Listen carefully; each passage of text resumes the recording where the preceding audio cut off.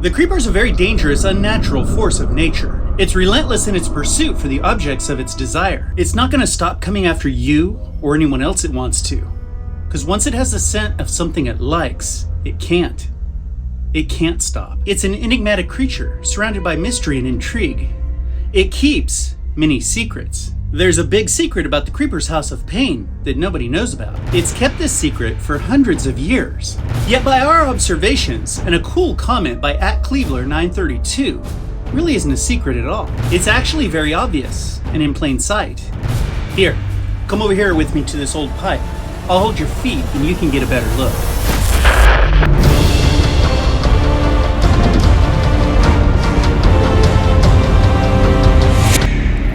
The very characteristic that made this movie successful is the same characteristic that drove everyone crazy. It was dark and full of secrets. There was almost no information given about the creeper. This caused our imaginations to run wild. Yet because of this mystery, there's a lot of misconceptions about this creature and the world that it's carved out of our own. We don't know who it was or how it came to be. We don't know where it stays for 23 years between feeding periods. All we know is that it must return to the earth, back into the ground for 23 more years. We don't know much about its underground caverns. We know it has more than one because we've witnessed more than one. But one was destroyed by fire. A fire intentionally set by the creeper to preserve its secrets. But what really happened in that old church basement? First responders found bodies. They discovered that none of the bodies were complete, and that some even had wooden teeth, indicating they had disappeared over 200 years earlier. But the rest of that location, much like the creeper, remains a mystery. That is, until today. Aren't you glad you have me?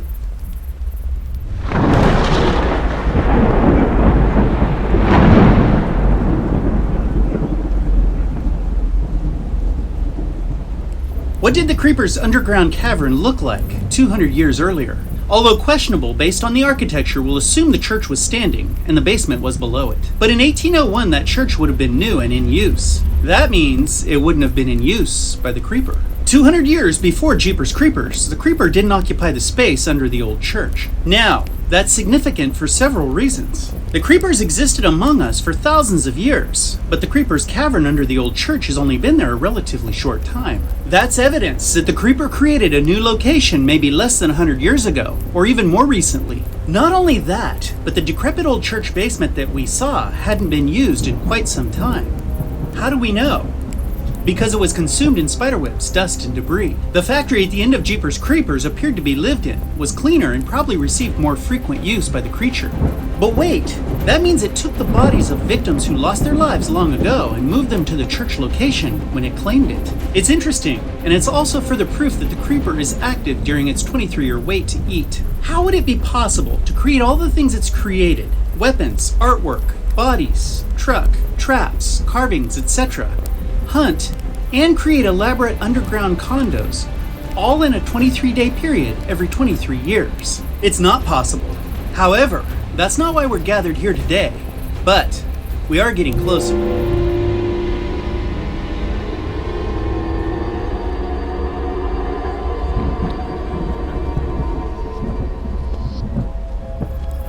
Now, ask yourself, why would the creeper create new locations? Check this out. We speculated in a previous show that the creeper burned down its church location and moved everything it needed to a new location. That is no longer the leading theory. It's likely its underground hideout below the factory has been there as long, if not longer, than the church location. And it's also very likely moviegoers didn't see a majority of the factory location. Rather, we saw only a small portion of it, where Gary lost his life, and other victims were being prepped for various reasons before they were placed on a ceiling somewhere. But that idea creates a whole bunch of new questions. How many locations does the creeper have? Remember, it never hunts for more than a day in one location, according to Dan Teshtago. It was done with Poho County. Did it have caverns in other counties? Or did it stay local and hunt remotely? Did all of its locations have action figure collections?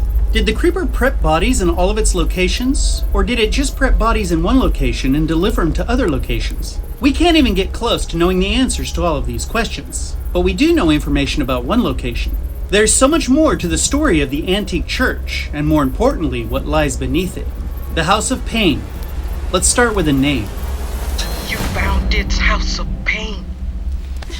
The what? Those bodies down there, That's what it likes to call it. It's House of Pain. That's what it likes to call it. It's House of Pain. Now, what we're about to propose is not a fact, it's theory. But it's a theory based on some pretty solid evidence and observation. There's a reason why this location was named the House of Pain. It had purpose. It's very likely the creeper had more than one location with the same name, but at this moment in time, we only know of one. It's only been in use since the church was abandoned, and it hasn't been in regular use since 1978. So it was probably in use during the creeper's 1932, 1955, and 1978 feeding periods. But that begs the question, what was the House of Pain used for? The name suggests that it was more than a grotesque mini-storage unit for the creeper's trophy collection. It was a place where pain was experienced. It was so much more than a display. It's a place where the creature performed horrendous acts of torture, surgery, and experimentation, and heaven only knows what else. The screams of many echoed through the old church walls as the creeper played, invented, and created with human flesh and frightened souls. It was a place where the creeper took victims to use in whatever way it deemed useful or enjoyable, without regard for human suffering. But it stopped being used. Why? Because it was no longer safe. Alright, stay with me. This is not the secret. We're still traveling, but where we're taking you is going to shred your mind. But first, just a little more pertinent information. Are you ready?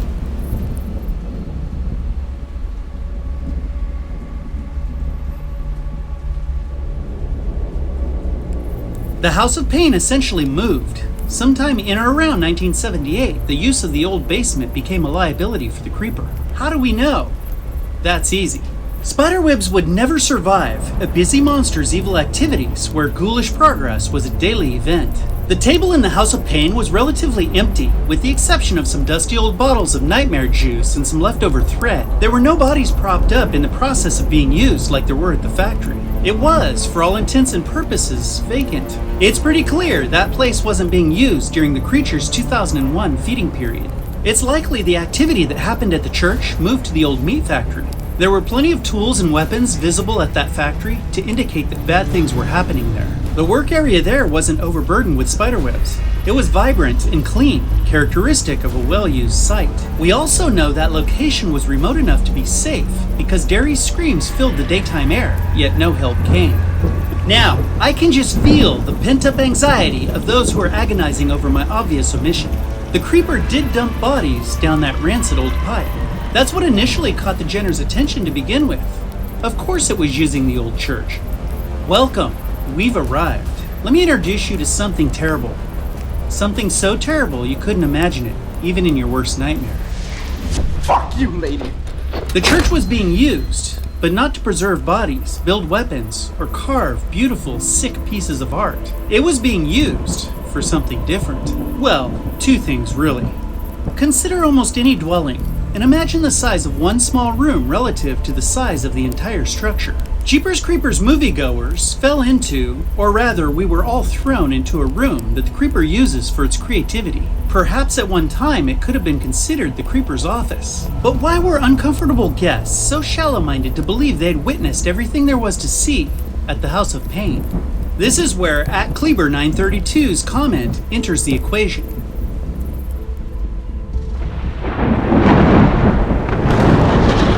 We saw a filthy rusted pipe where the creeper quickly deposited bodies into its cavern, and we caught a glimpse of the path that Derry used to get out of the basement, a rickety set of stairs that led up out of the darkness. But it had been boarded up for centuries, and spiderwebs held small pieces of the barricade in place. Nobody had walked those stairs for close to 100 years, or, if they did, it was a one-way trip. Did you ever wonder how the creeper went in and out of its House of Pain? Surely it wasn't using the laundry chute, and it wasn't using the boarded-up, cobweb-infested stairs. That means there was another entrance somewhere. And as you take a moment to become acclimated with that revelation, let me point out something else. If you didn't know about the other entrance, then you probably didn't know about the other rooms. The larger rooms. Keep in mind, all of us who have witnessed the creature's House of Pain weren't invited. We broke in with Derry. We were in and out. There was a lot more to the House of Pain that we didn't get to see. Let's revisit the name for a moment. House of Pain. It was a location where pain happened. That was established earlier. But look at the rest of the very descriptive label that the creeper gave to this location. It's House of Pain. That's what it likes to call it. It's House of. This may be a location where the creature resides. Minxie told all of the Bannon High basketball team that when it runs out of time, it has to return to the earth, back into the ground for 23 more years. Could the House of Pain be where it goes for 23 long years while it waits for its short-lived moment of freedom once again? And how large is this cavern in its entirety? Wait, I can feel that anxiety once again. Call me psychic, but I can hear 100 voices saying, wait, it was burned down and discovered. That's true. But what was discovered? A craft room that was no longer being used? Rest assured, the creeper didn't burn down the House of Pain. It isolated or collapsed any entrance into the larger portion of its dwelling, and then it set one small, unused room ablaze. It burned down just one room of its massive, infamous House of Pain. The rest is still there, and still being used. But at the beginning, we said there were two uses, actually. What was the other use for the House of Pain?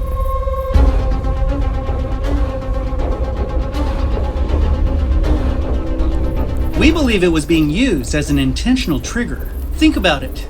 The creeper knew the Jenners were traveling the 9. It knew they would travel past the church and see it throwing bodies down a pipe. It wasn't an accident. The creeper wasn't surprised by Trish and Derry. It was waiting for them. The events that we witnessed were premeditated. Now, we don't believe the creeper anticipated the siblings returning to the church, but it did want them to see it moving bodies. It used the House of Pain to create even greater fear in two very important targets. The creeper brought its work home with it to intentionally frighten two kids to see which one of them had something it liked. But as we always do, we're going to leave this up to you. We want to know what you think in the comments below. And if you find yourself coming here to Be Eating You frequently, but you haven't subbed up yet, or if you're brand new and you like what you see, please consider joining the family. It makes all the hard work worth it. Thanks for watching today. Until next time, we'll see you.